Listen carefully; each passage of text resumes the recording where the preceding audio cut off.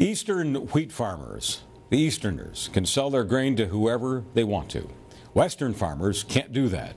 The Canadian Wheat Board monopoly, in a nutshell. The feds plan to put an end to that monopoly next year.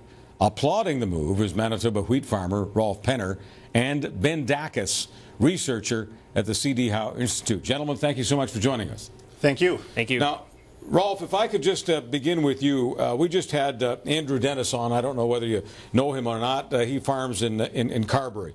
And I don't think I'm doing him a disservice when I encapsulate what he said with the following words. He thinks you just don't know what you're talking about, and if you had the same information that he had, you'd be on his side of the coin. Well, I would respectfully disagree with that. I've spent a lot of time researching the prices that farmers in Western Canada receive, prices that I get, and comparing those to the prices that farmers just across the border in the United States, specifically North Dakota, get.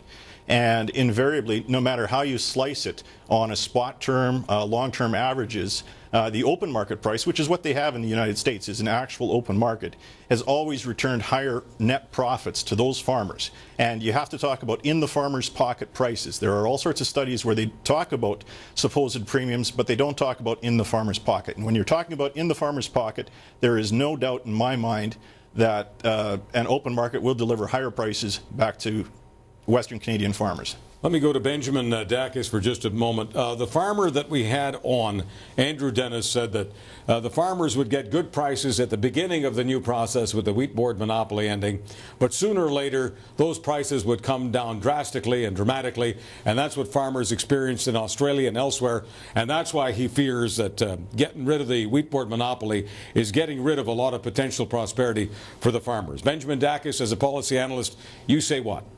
Well, what we say in a paper we just released today by authors Richard Petty and Al Loynes is that if the wheat board ever exerted market power, it's very unlikely that they do so today. If you look at world grain markets, world export markets, Canada's share of these markets has been rapidly declining. And so Canada now doesn't nearly have enough of a market share to really be able to exert market power. So Canadian grain farmers are going to be market price takers today, and they're going to be market price takers if the wheat board doesn't have its monopoly. So it's not really going to change things for farmers. Well, before I get back to Rolf Penner, I wonder, Mr. Dachis, as a policy analyst, and you certainly study markets all over the world, can you tell us a little bit about Australia? Because every time we get into one of these hoedowns, Australia always seems to be the 800-pound gorilla, and the pro-wheat board guys are always talking about Australia and how Australian farmers went down the tubes when their version of the wheat board monopoly ended. So what can you tell us about the land down under? Well, I don't know much about that specifically, but it just gives you an example of there being private companies that are able to provide many of the services that the wheat board provides. And with multiple competing companies like you have in Australia, for example, with Viterra or Cargill or many other companies, that all these companies can compete among themselves to provide the best services to farmers and compete to be able to provide the best returns for farmers. So we don't have that right now with the wheat board, but if there are multiple companies trying to prove that they can provide the best returns for their customers, and their customers are going to be farmers, you're going to see higher returns for farmers potentially. Rolf Penner, is it just that the NDP has managed to scare the heck out of farmers in talking about some of these big companies that Mr. Dachis just referred to? Essentially the NDP message being, we will take better care of you, the wheat board will take better care of you than you having to deal with these great big multinationals who will eventually impoverish you. I mean, that is the message that some of them are buying into. That's part of the message that's coming out. There is a lot of fear-mongering amongst this. But if I can take a second, I'd like to take a crack at that Australia question. Please. Because one of the things that they don't talk about is, yes, there is a reduced role for the Australian wheat board. It still exists. The important thing is 3 years ago that monopoly came off. Well, every year since then, Australian farmers have grown more and more wheat. And that's really the answer to that. If they're so much worse off, how come it is that they're growing more wheat? They're growing more wheat now than they did in the 10 years prior under the monopoly system. And we saw exactly the same thing happen in Ontario. When the monopoly ended and it turned into a dual market, a voluntary open market system, the producers in Ontario started growing way more wheat. And that's what I expect to do. I'm actually looking forward to growing way more wheat on my farm. Well, the previous farmer, I mean, he was coughing up the coughing points and the talking points that you've been hearing for a long time, being told that the Australians regret the day and rue the day that wheat board monopoly over there ended, and they fear the same thing will happen here, and it's a dark cloud. Well, there is no movement to bring back the monopoly in Australia. There just hasn't been. I mean, as far as we can tell, the Australian farmers are happier than ever. One of the things they talk about with wheat boards is price pooling or price averaging. There are now more price pooling and price averaging systems available in Australia than there were previously. Okay, let's talk about market power, because I think you've brought a few charts to the party, Rolf Penner. Let's put the first chart up right now for our Sun News Network viewers about wheat prices, where they've been and where they're going. Yeah, I've been doing price comparisons for a long time, and the top line there is the average daily price in over 300 U.S. elevators. Those are northern U.S. elevators for the 06-07 crop year. And the bottom line in red is the final pool return price. And you can see, towards the one end, the red line kind of touches the top line just a little bit. And I mean, we keep hearing this thing that the wheat board gets us better returns. Yet the farmer in the United States can sell all his crop on the worst day for the worst price and still do better than the Canadian wheat board does. And this is not that uncommon. And that's exactly what we saw in the 06-07 crop year. And we've seen it in a number of different years. Benjamin Dachis, do you want to weigh in on the chart and what farmers can or can't get by operating independently even on their worst days?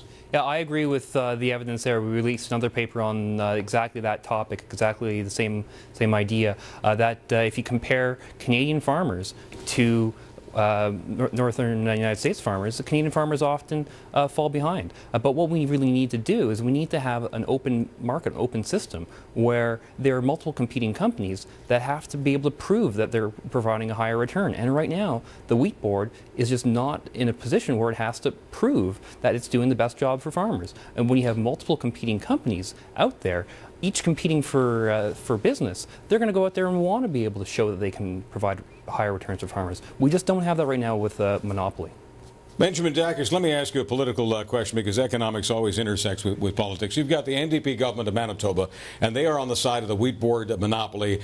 They are on the same side that Pat Martin, the federal NDPer, is on, who believes that the Harper government are a bunch of Stalinists for imposing their will on the poor farmer. So here's the question, Benjamin Dachis. Wouldn't the NDP government want to get the most for the crops being sold? Wouldn't they want the most amount of return, because that would mean more taxes being returned to the Manitoba government treasury? You tell me, Mr. Dachis. Well, certainly there will be higher return, but I think part of the reason why you're seeing some opposition in Manitoba is fear about what's next for the wheat board. Are these people going to potentially be out of a job? But if you look at what happened in Australia, there's going to be plenty of role for the Canadian wheat board. They can compete just as well with a lot of their expertise in worldwide markets and their knowledge that other organizations aren't going to have, and they can do just as good a job as other organizations if they have the right incentives to compete. All right, let me get the other chart up there that Rolf Penner and Benjamin Dachis can address. I just want to get the other chart up on the screen. Rolf Penner, you want to say what about this one? Well, this is the exact same type of data. This is for the last pool price year, the 09-010, and again, what we see with the bottom red line, it does intersect, the bottom of the daily average prices, the odd time. But again, it's very much a below average price. The blue line, kind of in the center, is if you had sold a little bit of wheat in the United States every day during following the exact same pricing pace that the Canadian Wheat Board used, you would have gotten a much better return. And so we can see the Canadian Wheat Board, as it exists today, is not even getting us an average price. Benjamin Dachis, can we talk about the consumer for a moment, because that is very, very important. Who gets a better break as far as the consumer is concerned? Does the consumer get a better break with the wheat board monopoly, the status quo, or what you're advising? Yeah, you're absolutely right. Even if you do take the premise that the wheat board is getting higher returns for farmers as true, what that does is that pits farmers against consumers, and so consumers are going to be facing higher prices for bread, pasta, for example, because of this monopoly power. What this does, what getting rid of the monopoly power does, is it puts consumers and farmers on a level playing field. Benjamin Dachis, I want to thank you very much for your time. Rolf Penner, thank you for the. Oh, you brought the grain in. I did. You brought, what? I want to. Instead of a glass of scotch, I got you a glass of wheat. Glass of wheat, and this grain you feel with the wheat board monopoly ending will get you more per cup than what you're getting right now. Yeah. I see more jobs and more money for Western Canadian farmers. I wish you good luck with that. Thank you. Thank you very much.